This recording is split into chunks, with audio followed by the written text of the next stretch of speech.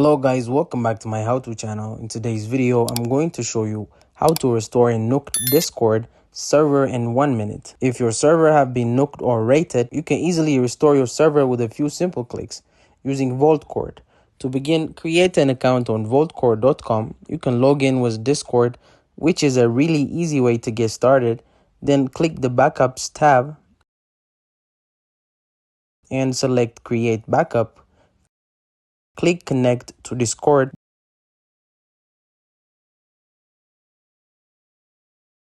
Then press Authorize. Next, select your server. Add the bot to that server you select. Next, click Submit and it will automatically back up your server. Now, whenever your server gets nuked or rated, you can simply click and it will back up your entire server, including channels, roles, messages, bands, emojis, member roles, etc. So that's it. Thank you guys for watching this video. If this video was helpful, don't forget to like and subscribe to my how-to channel.